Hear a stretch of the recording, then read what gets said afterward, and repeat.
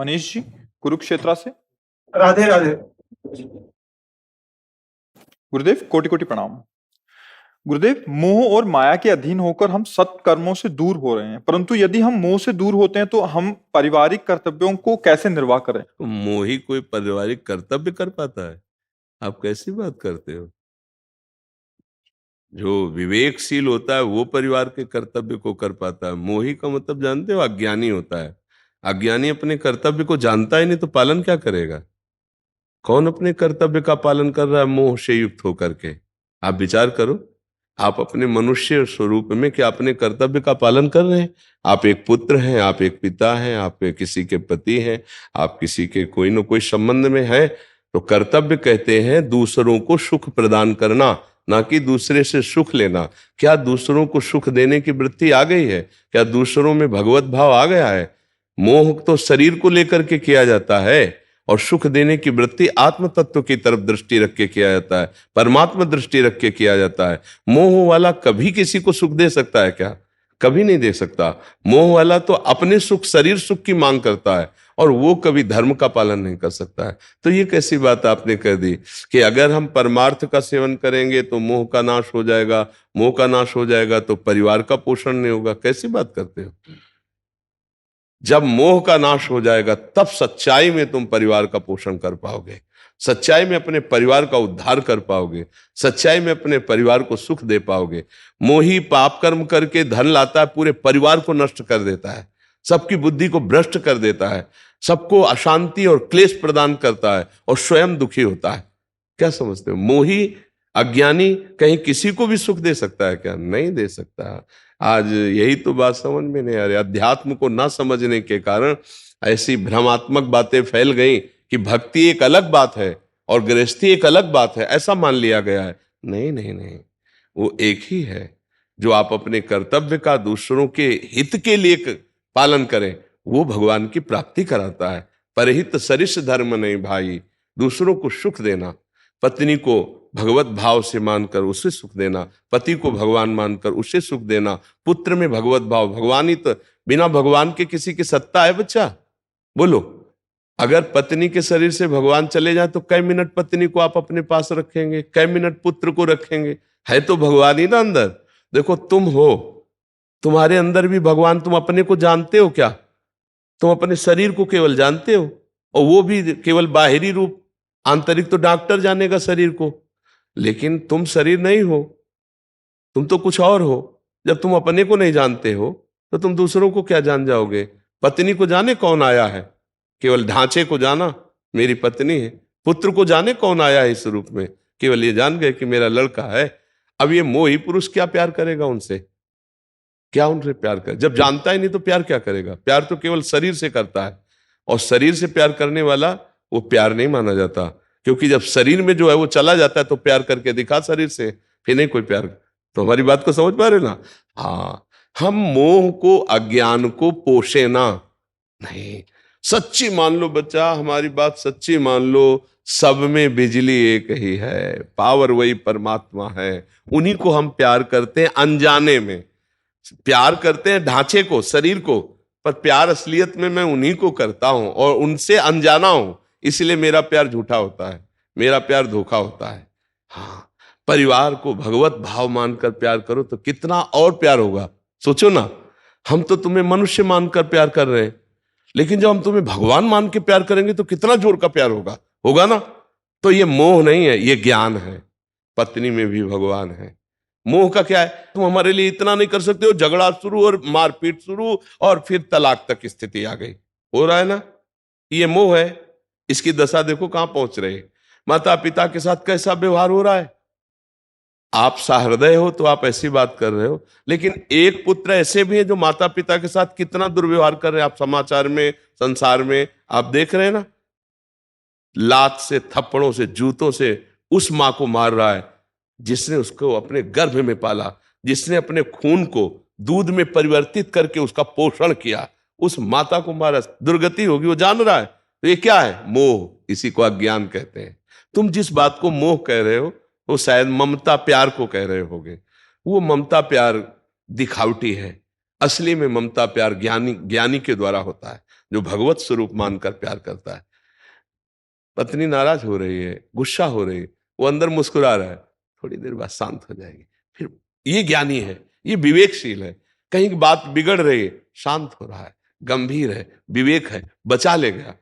और अगर मोही है, अज्ञानी है, मेरे साथ ऐसा व्यवहार, ऐसी वार्ता, लड़ाई शुरू हो गई। आज क्या हो रहा है? पति पत्नी का विश्वास खो रहा है, माता पिता पुत्र परिवार के संबंधों का सर्वनाश हो रहा है। कौन सा परिवार सुहृद भाव से चल रहा है? भाई भाई के, बड़े भाई ने अपने पिता की जमीन के लिए कुछ वार्ता हुई, ट्रैक्टर चढ़ा के मार डाला। ये भ्रातृ प्रेम है? ये मातृ पितृ प्रेम है? ये पति पत्नी का प्रेम है? तो ये है मोह की लीला या ज्ञान की लीला। अगर विवेक हो तो बड़ा भाई भगवान के समान, पिता के समान माना जाता है। उतर के चल कि आप जैसा चाहिए। आपको ऐसा लगता है इतना दे देते तो मैं उतने से काम चला लूंगा, आप पिता के समान है, वो पानी पानी हो जाएगा। ये है ज्ञान, ये है वास्तविक प्रेम कि भाई मैं आपको तो गलत शब्द नहीं कह सकता, आप हमारे पिता के समान है। आप चार से मिलकर बंटवारा करवा दीजिए या आप ही स्वयं कर दीजिए, जो हमें दे देंगे हम ले लेंगे, बस हमें आपकी प्रसन्नता चाहिए। वो पानी पानी हो जाएगा। दिल है उसके, लेकिन क्या क्रूरता! जरा से हिस्से के लिए भाई भाई को मार रहा है, अपनी वासना की पूर्ति के लिए पत्नी पति को मार रही है, पति पत्नी को मार रहा है, माता पिता को अनाथालय में या धक्का मार के बाहर किया जा रहा है, बूढ़े माता पिता की पिटाई की जा रही। यह है मोह का खेल। भला ये प्रेम हो रहा है, भला ये भक्ति हो रही, भला ये गृहस्थ धर्म है? समझ पा रहे ना बच्चा? हाँ, तो परमार्थ ही बुद्धि शुद्ध करता है। अध्यात्म का जब तुम्हें ज्ञान होगा तो तुम सब कुछ सह सकते हो, और जो सह सकता है वही धर्म का पालन कर सकता है। हमारे गुरुजनों ने, महापुरुषों ने बहुत कष्ट सहा, धर्म ने त्याग किया। हम लोग समझते हैं कि हम जो कर्तव्य करते हैं उसके परिणाम में सामने वाला हमारे अनुकूल चले। समझ पा रहे हैं आप? हम जो कर्तव्य कर रहे हैं उसके परिणाम में सामने वाला हो, चाहे पिता हो या पत्नी हो पुत्र हो, अनुकूल चले। ऐसा धर्म नहीं कहता। हम सबके अनुकूल चल रहे हैं और सब हमारे प्रतिकूल है, मुझे कोई फर्क नहीं पड़ता क्योंकि मैं सत्य में चल रहा हूं, धर्म में चल रहा हूं, ऐसे चला जाता है। तब वो विजयी होता है इस माया से। पर बहुत कठिन है ऐसा चल पाना, नहीं है? अगर माता पिता की सेवा करते हैं और वो माता पिता आए हुए रिश्तेदार से हमारी निंदा करते हैं, फिर हम क्या सेवा कर पाएंगे? सोचना।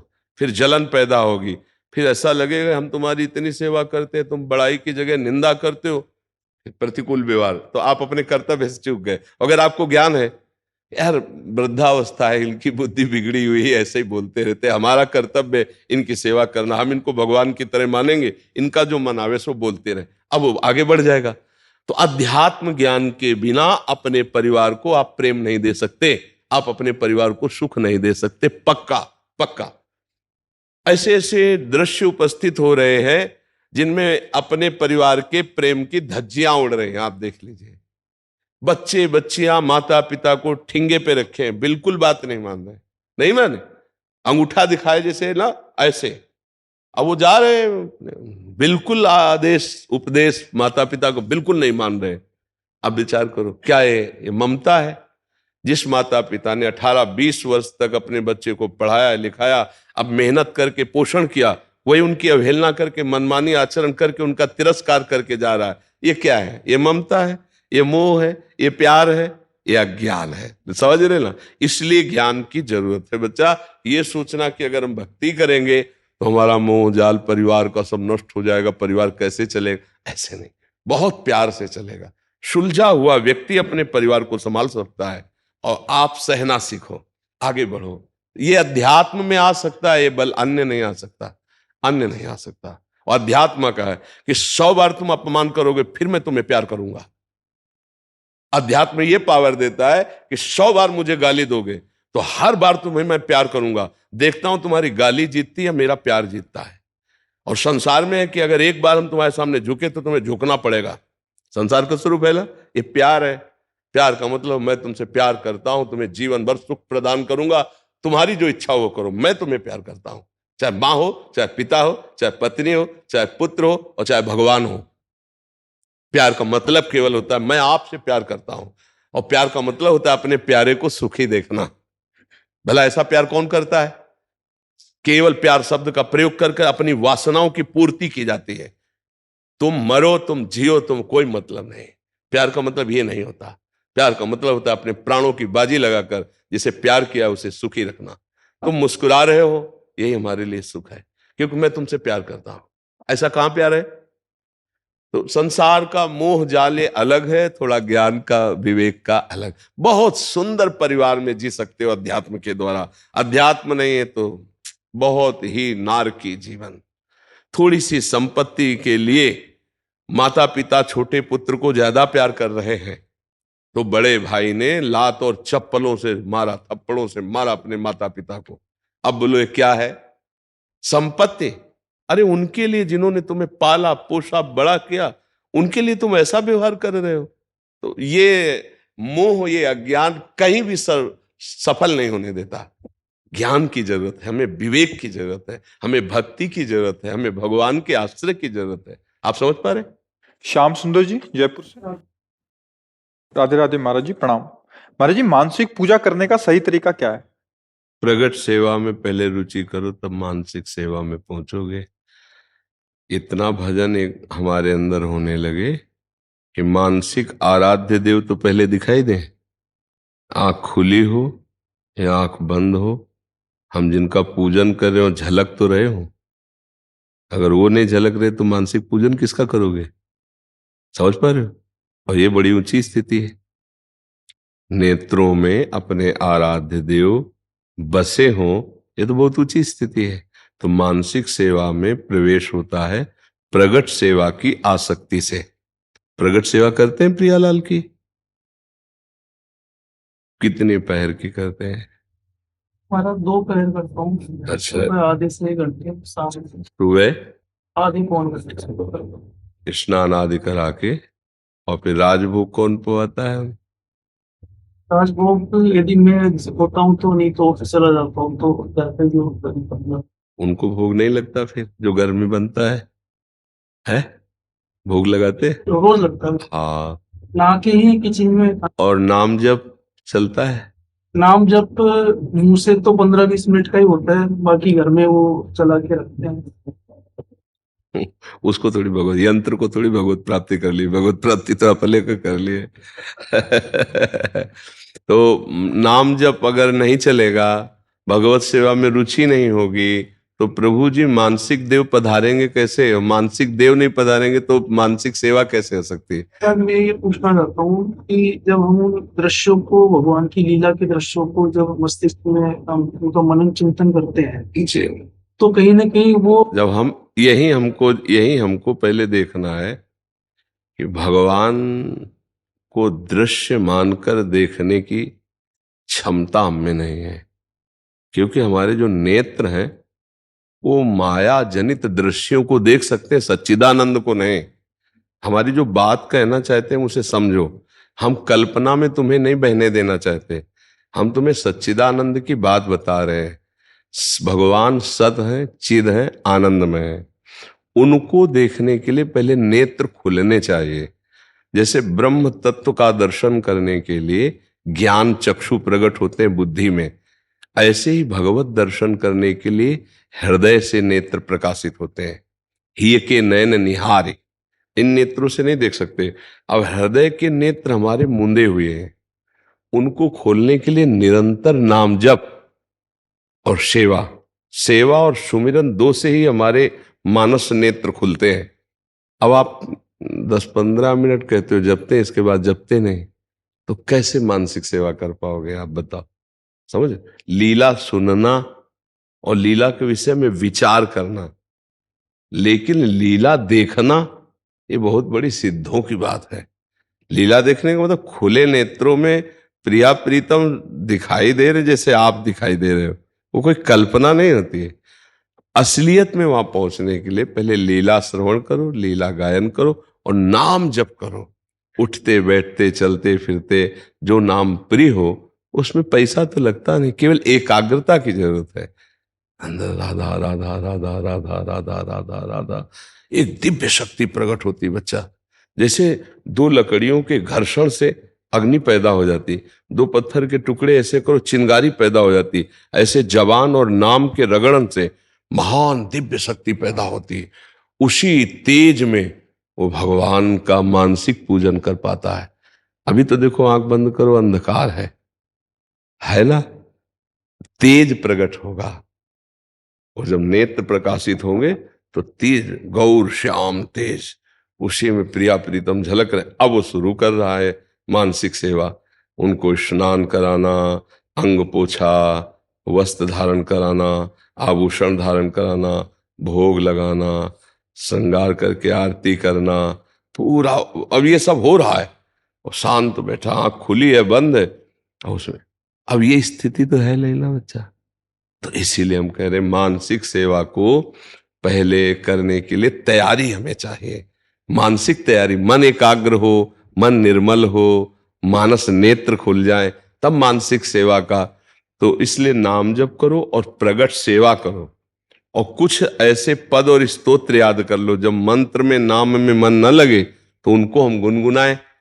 कुछ स्तोत्र है, कुछ चालीसा है, कुछ ऐसे कंठस्थ कर लो कि हमारा समय अभ्यास में ऐसा जाए कि हम कुछ भगवत गुणगान, कुछ नाम जप, कुछ ठाकुर सेवा, कुछ लीला का भाव, जैसे आप कह रहे हो हम विचार करते हैं, इनसे हमारा हृदय का मार्जन होगा, और जब हृदय पवित्र होगा तब मानसिक सेवा प्रारंभ होती है। और मानसिक सेवा का मतलब है सिद्ध भाव, क्योंकि मानसिक सेवा इस शरीर से नहीं होती, फिर मानसिक देह से मानसिक सेवा होती है। प्रगट सेवा प्रगट शरीर से होती है, और मानसिक सेवा मानसिक देह से होती है। जैसे हम देख रहे हैं कि प्रभु सामने विराजमान है, तो हम भी वही हैं, तभी तो स्नान कराएंगे। तो भला प्रियालाल को इस शरीर से छू सकते हैं क्या? भाव शरीर से। अब ये भाव शरीर गुरु देते हैं संबंध, अच्छा गुरु संबंध है, गुरु ने संबंध दिया है, गुरु ने मंत्र दिया है, तो उसी बल से भाव देह का प्रादुर्भाव होगा। अगर नहीं तो ये कोरी कल्पनाओं से नहीं होने वाला। असलियत में, जो असलियत में वो कोरी कल्पनाओं से नहीं होता है, गुरु कृपा से होता है। गुरुदेव का वर्ण क्या है? कैसे बनेगी? अरे भाई चोरी भी सीखना होता है ना, जेब काटना, तो उसमें भी गुरु की जरूरत होती है, ले तब वो प्रवीण होता है। फिर आप पर ब्रह्म परमात्मा तत्व में स्थित मानसिक सेवा के लिए माया को काट करके, तो बिना गुरु कृपा कटाक्ष के कैसे आगे बढ़ोगे बच्चा? अब सत्संग सुन लेना अलग बात है वो, अब तुम किस रूप से भगवान की सेवा कर रहे हो, कौन है भगवान तुम्हारे, क्या तुम्हारा संबंध है, कुछ पता है? भगवान कौन है तुम्हारे, क्या संबंध है तुम्हारा? सेवन होता है शांत, दास, सख्य, वात्सल्य, कांता, सहचरी। आप किस भाव में हो, आपने प्रभु को क्या माना है? तो आपकी मनमानी से थोड़ी होगा। गुरु ने क्या संबंध दिया है, गुरु ने आपको क्या भाव, उससे चला जाता है। तो अभी नाम जप करो, ठाकुर सेवा करो, लीला गायन करो, लीला श्रवण करो, और प्रभु से एक प्रार्थना करो कि प्रभु मैं चाहता हूं कि आपकी मैं सेवा कर पाऊं, प्रगट और मानसिक। मुझे ऐसे सदगुरुदेव का सानिध्य दीजिए जो साक्षात आप ही हो, और आप जहां हो मुझे बुला लीजिए, या आप स्वयं आकर के मुझे ऐसा पता चला कि गुरु के बिना अधूरा जीवन, तो आप मुझे गुरु रूप से मिलिए, पहली तो ये बात है। और नाम जप कीजिए, लीला गायन कीजिए, और खूब सेवा भाव प्रगट में कीजिए, ठीक है? प्रभात जी। राधा वल्लभ। प्रभु जी आपके चरणों में कोटि कोटि नमन। प्रभु जी मैं एक शिक्षक और प्रशिक्षक हूँ। आज समाज में शिक्षकों के सम्मान के कम होता जा रहा है हमारे जी, ये बहुत एक पीड़ादायक है। कुछ शिक्षक बहुत अच्छे हैं, कुछ अपने कार्य में रुचि नहीं लेते, ये दुख का कारण है समाज में। देखो दोनों तरफ से है, जो गलती है वो दोनों तरफ से हो रही है। आजकल बच्चे भी बहुत उद्दंड हो रहे हैं, अगर आप उनको ज्यादा शासन में लोगे तो कानूनी कार्रवाई भी हो सकती है, और बच्चे आप पर प्रहार भी कर सकते हैं। और दूसरी तरफ से अपनी गुरु महिमा को भूल करके शिक्षक ऐसे भी आचरणों में उतर जाते हैं जिनसे निंदा होती है, निंदास्पद क्रियाएं, मान लो बच्चों के साथ गलत स्पर्श, गलत दृष्टि, गलत चेष्टा। तो आप गुरु पद पे हैं, मतलब अगर हम शास्त्रों का ज्ञान रखते हैं तो प्रथम गुरु वो हुआ जिसने हमें का सिखाया था। जिसने हमें मात्रा सिखाई थी। नहीं, गुरु पद तो अक्षर और का ज्ञान जो है वो आप लोगों से ही होता है। कोई चाहे जितना बड़ा पदाधिकारी बने, चाहे जितना बड़ा महात्मा बने, अक्षर का ज्ञान तो गुरु से ही होता है। पहले पार्टी तो गुरु ही पहुंचवाई ना। अब वो चाहे जितना डिग्री वाला बन जाए, तो अपने पद का आपको ध्यान रखना चाहिए।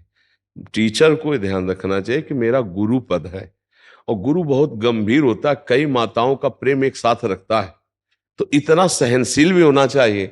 अब जैसे कुछ है ऐसे जो सहनशील है, वो ऐसे तो अब बच्चों का स्वभाव बिगड़ रहा है, क्योंकि उनकी इतनी बुद्धि स्मार्टफोन से स्मार्ट हो गई है कि वो बर्दाश्त ही नहीं करते हैं कि डांट फटकार बर्दाश्त हो, और ज्यादा आप करेंगे तो दो बच्चे मिलकर आपसे प्रहार ऐसा प्रमाण मिलता है कि बच्चे से।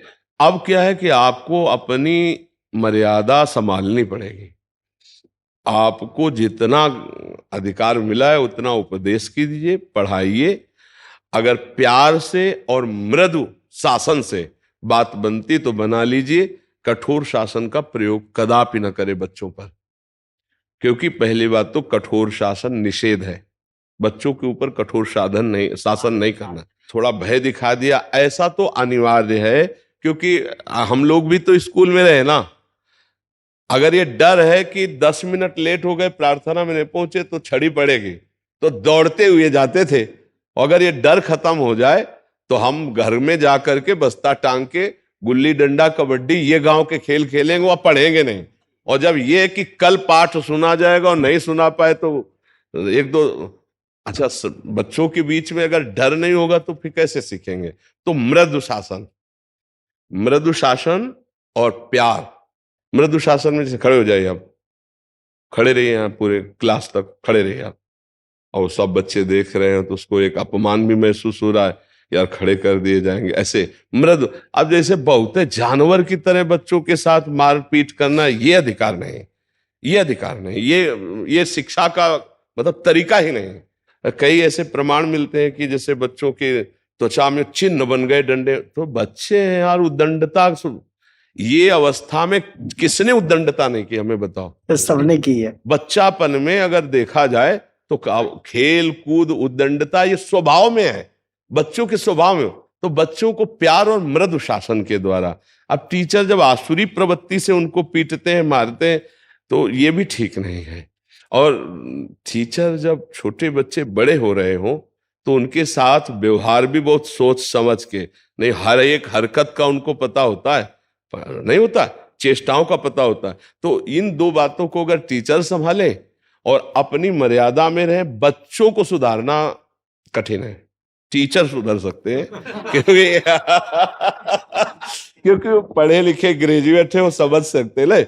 बच्चों को अब वो संभालना चाहे तो संभाल सकते, नहीं कठिन है संभालना, बहुत कठिन है संभालना, बहुत कठिन।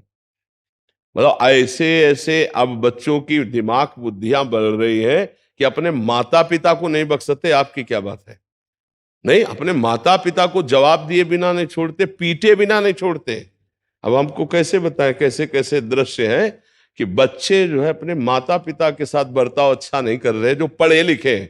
जहां कहा गया है विद्या विनयम ददाति, विद्या विनयशील बनाती है, तो वहां विद्या क्या पढ़ते हैं कि अपवित्र भाव हो जाते हैं, व्यसन करते हैं, इधर उधर के जो चले हैं ना मित्र वाले व्यवहार, फ्रेंड वाले व्यवहार, उनसे बुद्धि भ्रष्ट हो जाती है। ना माता पिता का सम्मान करते हैं, ना गुरु का करते हैं, टीचर का नहीं करते।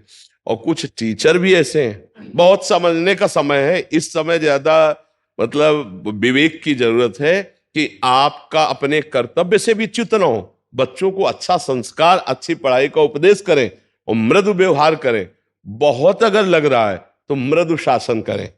देखो आज हम आपसे प्रार्थना कर रहे हैं, अगर कल ऐसा नहीं हुआ तो आपके माता पिता से शिकायत कर सकते, हो सकता है आपकी पिटाई भी हो जाए। और अगर वो कहता है कि देखेंगे कैसे पिटाई करोगे, तो बोलना नहीं फिर दोबारा क्योंकि आज के बच्चे बहुत प्रवीण बच्चे हैं। हेले जी, एक चुनौती इसमें ये आ रही, जैसे आपने हर बार कहा कि मोबाइल जो बढ़ रहा है और सरकार के द्वारा भी जो है ऑनलाइन एजुकेशन को बढ़ावा दिया जा रहा है, तो लैपटॉप और मोबाइल बच्चों, देखो ये बहुत लाभदायक भी है। देखो हमारे छोटे छोटे बच्चे, छोटी छोटी बच्चियां अब इतनी प्रवीण हो रही हैं कि अगर ये फंसना ना चाहे तो इन्हें कोई नहीं फंसा सकता। ये भोलापन भी ज्यादा अच्छा नहीं होता है। तो ये जो आज आधुनिक यंत्र बढ़ रहे हैं सुविधा है, पर उसका गलत प्रयोग जो हो रहा है वो ठीक नहीं है। हर चीज में गुण और अवगुण है। पूरी सृष्टि जो रची गई है सब में दो चीजें हैं, कुछ दोष है और कुछ गुण है। तो उत्तम बात यह है कि हम उसके गुण स्वीकार कर लेते हैं। अब देखो, आपको बैंक जाने की जरूरत नहीं, वो सब नहीं हो जाता। तो ये सुविधाएं, अब लाइन में खड़े घंटों निकालने के लिए या उसके लिए, तो अब सब सुविधाएं आपको दे रहा है, अब आप उस सुविधा को क्यों नहीं ले रहे? कितना बड़ा वैज्ञानिक कार्य कर रहा है कि पहले जो था तपस्या के बल का प्रयोग करके देख रहे हैं कि क्या हो रहा है, नहीं अमुक जगह ये हो रहा है। अब आप फोन लगाइए और अमेरिका बात कर लीजिए और ऐसे कीजिए, नहीं वो मुस्कुरा रहा, तुम मुस्कुरा रहे हो। ये तो ध्यान में होता था बड़े बड़े ऋषियों के। सिद्धि प्रकट हो गई। और क्या बहुत बड़ी सिद्धि। अमेरिका में कितनी दूर है जाने में, समझो, और आप बैठे बैठे 1 मिनट में उस आदमी से मुस्कुरा के बात कर सकते हो, वो आपको हाव भाव दिखाई देगा, मुस्कुराहट। ये तो बहुत बड़ा बात है ना। तो हम सराहते हैं आज के वैज्ञानिकों को, हम सराहते हैं आज के इन यंत्रों को जो अमेरिका में बैठकर सत्संग सुन रहे हैं, हमारा जो हमारे भारतीय संस्कृति और संतों की वाणी देश विदेश जा रही है, ये यंत्रों से ही जा रही। अब क्या उसका जो दोष है उसका त्याग कर दें। अब उसमें जो अवगुण है, अब हम लोग अवगुण पकड़ेंगे तो फिर ठीक नहीं। और गुण अवगुण युक्त पूरी सृष्टि रची गई है। कोई ऐसा नहीं है जिसमें अवगुण ना हो और कोई ऐसा नहीं जिसमें गुण ना हो। हाँ, अब ये होता है कि जैसे भजन बल से अवगुणों को मिटाते मिटाते वो महान आत्मा बन गए, तो हम महात्मा कहने लगते हैं। अब वो सद्गुणों को मिटाते मिटाते इतने बुरे बन गए कि उन्हें दुरात्मा कहा गया, दुष्ट कहा गया, पर होते सब में है। अब तुम बढ़ाना क्या चाहते हो? तो ऐसे ही हम यंत्रों को दोष केवल न दें, हम अपनी बुद्धि से यदि यंत्रों से लाभ लें तो बहुत बड़े लाभ हैं, बहुत बड़े। अब एक बच्ची जा रही है, कोई गलत चेष्टा से उसकी तरफ देख रहा है और फौरन मैसेज कर दिया, मतलब हर फोन कर दिया, धीरे से वीडियो बना ली, बड़ी सुरक्षा है। वो 1 मिनट में अपने परिवार वालों को सूचना दे सकती कि मैं फंस चुकी हूं, आप जल्दी अमुक स्थान पर आ जाइए। मतलब बहुत सुविधाएं हैं, बहुत सुविधाएं हैं इसमें। पर ऐसा है कि बस दुविधा हम पैदा कर लेते हैं। अब हम गंदी बात सर्च करके देखेंगे गंदा, तो फिर अब हमको कौन रोकेगा? तो हमें लगता है कि सब चीजें बहुत लाभदायक हैं, अगर हम उनका दुरुपयोग ना करें तो, सदुपयोग करें तो बहुत लाभदायक। देखो, अगर एक कंप्यूटर लैपटॉप ना हो तो ये जो आप सुन रहे हैं यहाँ, अब ये लाखों लोग सुनेंगे। हाँ, अब कैसे होगा? आपको जाने ही हम लोग इसी माध्यम से पधारे ही वैसे। इसीलिए हमें लगता है कि बुराइयों को त्यागने की हमारे अंदर बौद्धिक शक्ति प्रबल हो जाए तो मोबाइल में कोई दोष नहीं। चेतन कपूर जी, राधा वल्लभ श्री जी। गुरुदेव आपके चरणों में कोटि कोटि प्रणाम। गुरुदेव, मैं अधम आज से 9 महीने पहले मांस, शराब अथवा क्लब जाना, आज आपकी कृपा से 9 महीने से लगातार हर महीने से एक बार आपके दर्शन सत्संग के लिए आता हूँ। आपके बल से लहसुन प्याज भी छोड़ दिया है। गुरुदेव, प्रश्न है कि मैं एक रेस्टोरेंट चलाता हूँ जिसमें मांस आदि बनता है और वो भी बंद करने जा रहा हूँ केवल आपके ही बल से, और उसमें अब सिर्फ वेज शुद्ध शाकाहार भोजन ही बनाएंगे। बहुत धन्यवाद कि आप अंधेरे के मार्ग से प्रकाश की तरफ स्वयं लौट रहे हैं। बहुत धन्यवाद, क्योंकि प्याज लहसुन तक छोड़ने की बात आपने सोच ली। ये बहुत धन्यवाद कि आप अपने जीवन को प्रकाश की तरफ, अस्तो माँ सदगमय, तमसो माँ ज्योतिर्गमय, मृत्युर्मा अमृतम गमय। मृत्यु से अमृत की यात्रा, अंधकार से प्रकाश की यात्रा, असत से सत की यात्रा, यही जीवन का, मनुष्य जीवन का लाभ है। आप आगे बढ़िए। ऐसा नहीं कि मांस नहीं बेचेंगे तो आप भूखों मर जाएंगे, ऐसा नहीं है। आप सत मार्ग में चलेंगे तो मान सकते हैं कि जो सांसारिकताएं हैं वो आप में कम होंगी, लेकिन आप में सद्गुण ज्यादा होंगे, आप में शांति ज्यादा होगी, आप में संतोष ज्यादा होगा। सबसे बड़ा दरिद्र कौन? जिसकी जितनी बड़ी वासना उतना बड़ा दरिद्र। सबसे ज्यादा धनी कौन? जो संतोष धन से युक्त है और नाम जप करता हुआ। अगर 4 रोटी और नमक खा करके संतुष्ट हो तो आपसे बड़ा कोई धनी नहीं है। अगर लाखों करोड़ों अरबों की वासनाएं, तो इससे बड़ा दरिद्र क्या है? कभी इसकी पूर्ति होती है क्या? 100 से 1000, 1000 से 10,000, 10,000 से लाख, लाख से करोड़, करोड़ से अरब, अरब से खरब, फिर भारत का नंबर 1, फिर विश्व का नंबर 1, ये चलता रहता है मन में। वो दरिद्र ही है, वो कभी तृप्त नहीं हो सकता। तो बहुत अच्छा है कि आप कदम उल्टे वापस ले आए, नहीं तो जो मार्ग है वो नर्क की तरफ जा रहा था। बहुत कष्टप्रद मार्ग है, बहुत कष्ट मिलने वाला मार्ग है, क्योंकि महापाप होते रहते ना, पर स्त्री गमन महापाप, मदिरापान महापाप, मांस भक्षण महापाप। देखो, जितना हमको अपना मानव देह प्रिय है उतना हर जीव को अपना देह प्रिय है, और उन जीवों की हत्या कर कर उनके शरीर से अपना भरण हम कोई पशु थोड़ी, जैसे हिंसक पशु सिंह है, वो जब शिकार करता है, भेड़िया है, हाइना है, ये जब शिकार करते तो इनको पाप नहीं लगता, क्योंकि इनके लिए वही आहार बनाया गया है। जैसे हम मूली, गाजर, तरबूज ये सब पाते तो हमारे लिए पाप नहीं लगता, क्या उसमें जीव नहीं क्या है? आप देखो, उसके पेड़ को उखाड़ के देखो, सूख जाएगा। अगर वो जीवित है तो उसमें फल लगते हैं, वो हरा भरा दिखाई देता है। जब हम उखाड़ देते तो मुरझा जाता है, मतलब चैतन्य है। पर उस चैतन्य को मुझे पाने के लिए शास्त्र अलाउ करता है कि आप अन्न पा सकते हैं, आप फल पा सकते हैं, आप मेवा पा सकते हैं, आप अमुक चीजें पा सकते हैं। मनुष्य के लिए पशुओं का मांस भक्षण करने का आदेश नहीं है। उसके अलग हैं, जैसे सिंह घास नहीं खा सकता कभी, सेव संतरा नहीं खाएगा वो मांस भक्षण उसको प्रिय है, क्योंकि उसके स्वभाव में रखा गया है। वो जबरदस्ती बलात् पशुओं को मारकर खाना उसका एक व्यसन है, उसका जीवन है। मनुष्य का ऐसा नहीं। अब जैसे छोटे छोटे पशु पक्षियों को लोग ऐसे, बहुत निंदनीय है, जिंदा पशुओं को भून करके लोग खाते हैं, फिर उनको काल भूंजता है। कैसा? बड़ी गाड़ियों में, मर्सिडीज गाड़ियों में भूंजता है वो, एसी लगी हुई, फिल्मी गाना बज रहे और गाड़ी में जा रहे हैं, और एक्सीडेंट हुआ, आग लग गई, उसी में निकल ही नहीं पाए, उसी में भूंज गए। ये कैसे भुने? उनका परिणाम किसी कर्म के परिणाम से आया हुआ है। वो कर्म जब आप देखते, वो जीव चिल्ला रहा है, उसका मुंह बंधा, उसके पैर बंधे, और ऐसे हिलगा कर थोड़ी थोड़ी आंच में उसे जला के पका रहे हैं कि स्वाद लेने के लिए।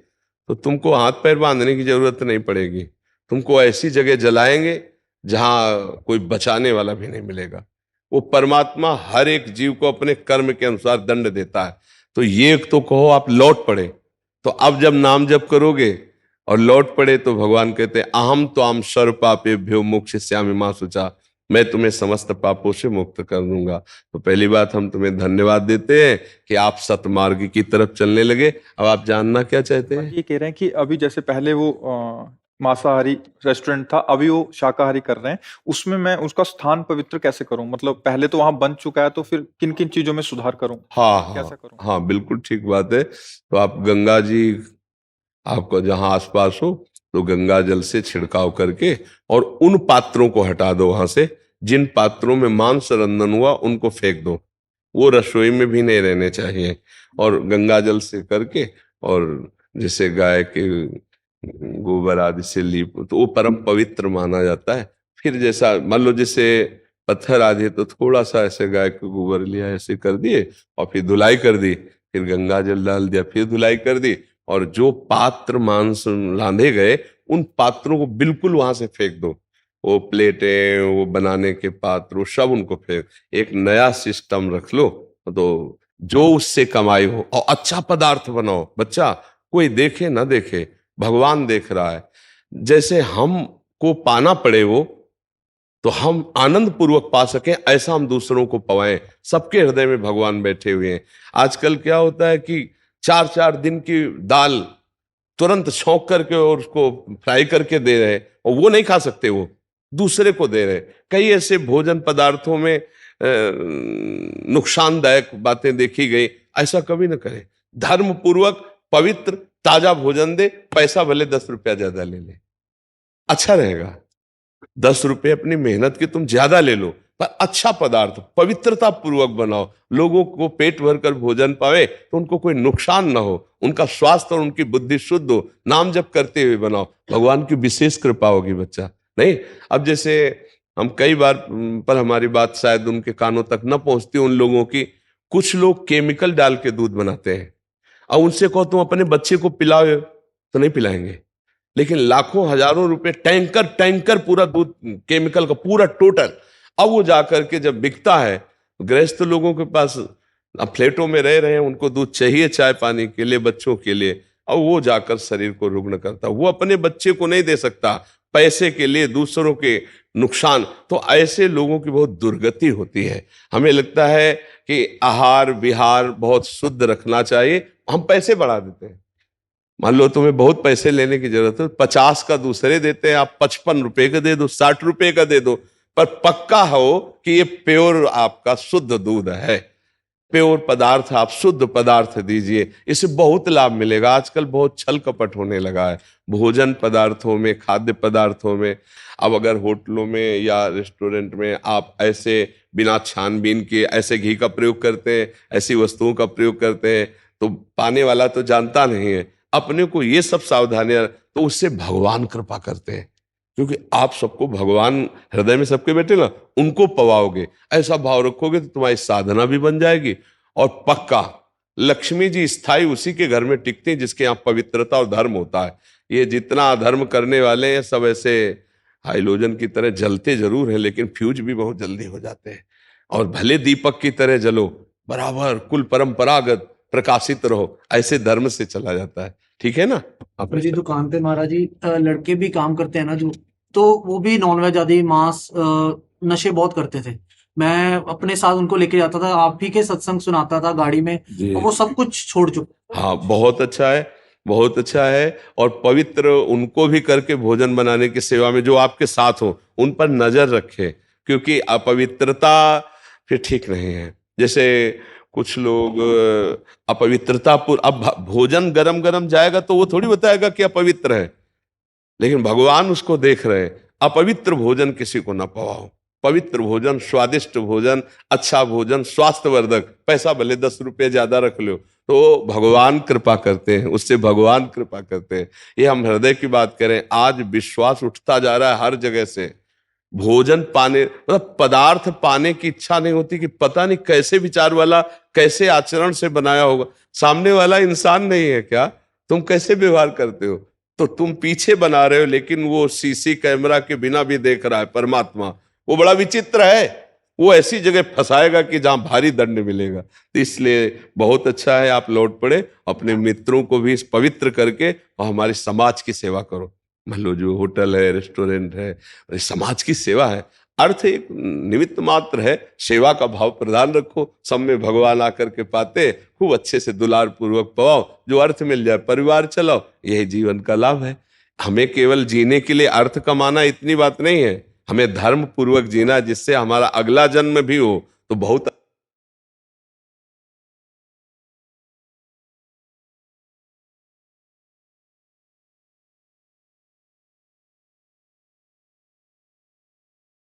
धनराज मीना जी, राधे राधे राधे। गुरुदेव भगवान आपके चरणों में कोटि कोटि प्रणाम। राधा वल्लभ शेरवंश। गुरुदेव भगवान, मैं आपका एकांतिक वार्तालाप सुनता हूँ, मैं देख नहीं सकता।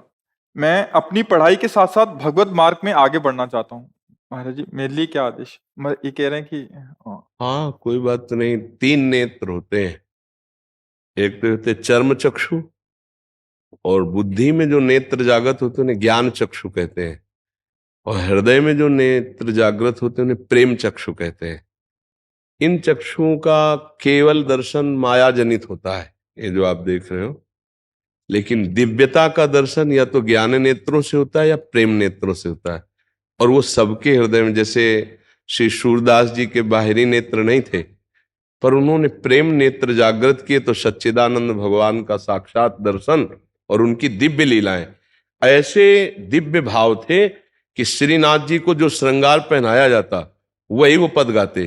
तो कई बार सबको भ्रम हुआ कि बाबा के नेत्र वास्तविक नहीं है, क्योंकि जैसा पाग जैसे वैसे ही वो वर्णन करते। तो एक दिन परीक्षा के लिए पर्दा लगाया गया और बाहर बैठे श्री सूरदास जी, फिर पर्दा खोल लिया गया और कहा गया श्रृंगार हो गया, पद गाओ। तो उस समय कोई श्रृंगार नहीं किया गया था, कोई तिलक नहीं, कोई पोशाक नहीं। तो बोले आज हरि देखे नंगम नंगा, सबके होश उड़ गए कि आज हरि को तो कोई पोशाकें नहीं धारण करवाई गई।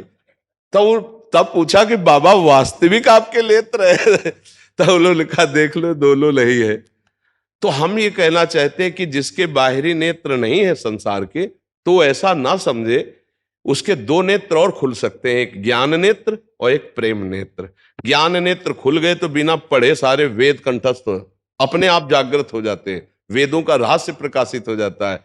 नाम जब से जो राम राम नहीं बोल पाते थे, उन्होंने बड़ी सुंदर ग्रंथ रचना कर दी, मरा मरा मरा मरा जबकि।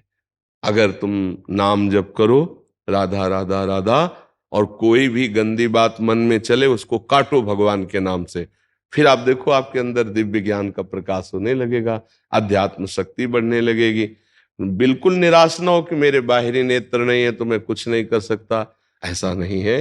दो नेत्र और हैं जिनको आप जागृत करो। ये नेत्र तो बहुत स्त्री पुरुष जड़ चैतन्य बुरा भला यही देखते हैं, और क्या देखते हैं।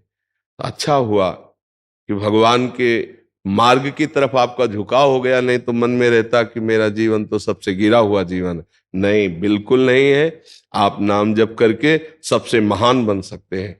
कितने ऐसे, देखो बिल्व मंगल जी ने तो अपने नेत्रों को फोड़ ही दिया था, इसीलिए कि ये संसार देखते अब मैं कृष्ण को देखना चाहता हूं। तो आपके ऊपर कृपा है, आप कोई ऐसा न सोचे कि मेरा अभाग्य है कि मेरे बाहरी नेत्र नहीं है। तुम अंदर के नेत्रों को प्रकाशित करो, नाम जप करो और अच्छे भाव रखो।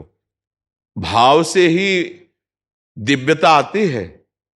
जैसे बाजार में भाव से ही सामान की महिमा है, जिसका जितना भाव चढ़ा होगा बढ़ा होगा उतने बढ़िया वो सामग्री मानी जाती। नहीं, हमारा हृदय भी अगर भाव में बढ़िया बढ़ जाए तो भगवान कहते हैं कि जहां भाव होते हैं वहीं मैं प्रकाशित होता हूं। भाव का भूखा हूं मैं, भाव ही एक सार है, भाव से मुझको भजे तो भाव से बेड़ा पार है। भाव बिन सुनी पुकारे मैं कभी सुनता नहीं, भाव प्रेरित टेर ही करती मुझे लाचार है। इसको भाव प्रकट करने के लिए अंदर चाहिए, अंदर नाम जप करो, अच्छे भाव रखो, तो लौकिक और पारलौकिक दोनों उन्नति होती है। भगवान के नाम जप से इह परलोक सकल सुख पावत, मेरी सुभैया कृष्ण गुण संचु। इस लोक और परलोक में सब जगह सुख की प्राप्ति होती है। और आपने भले हमें देखा ना हो, लेकिन आपको हम देखा है। आप खड़े थे ना मार्ग में, जी। हाँ, अगर भीड़ ना होती तो मैं आपके पास आके राधे राधे बोलता कि आप ये मत सोचना कि आपने देखा नहीं, हम आपको देखा और आपसे राधे राधे किया। आप खड़े थे, रमण रेती में खड़े थे। हम हर व्यक्ति को एक दृष्टि देते हैं कि तुम रात्रि में आके खड़े हुए हो, जब इनको देखा तो लगा इनको कैसे पता चले कि मैंने इनको देखा। तो भगवान की कृपा से आप एकांतिक में आ गए तो हम आपको बताए हमने आपको देखा। आपने हमें देखा कि नहीं देखा? ओ, हमने आपको देखा तो बस आप समझ लो फिर देखा। अब तो आप अपने सौभाग्य को सराहिए। वृंदावन में आए, आप ऐसे भाव से आए।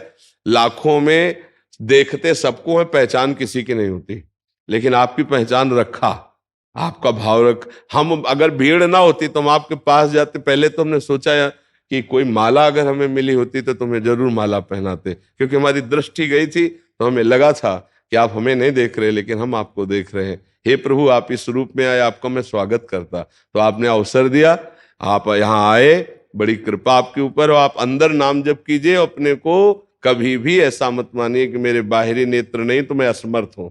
नहीं, जो सर्वलोक महेश्वर है वो नाम जापक के साथ रहता है। अगर हम नाम जप रहे हैं तो भगवान हमारे साथ है, हम अकेले नहीं हैं ना। देखो, कई लाख पदों के रचयिता हैं सूरदास जी, और एक भी अक्षर का कोई पढ़ाई लिखाई नहीं, कई लाख पद के रचयिता। ये है आध्यात्मिक नेत्र, आध्यात्मिक ज्ञान। कई लाख पद की रचना करने वाले महापुरुष। तो आप नाम जप कीजिएगा, ठीक है? सत्संग सुनिए और नाम जप कीजिए।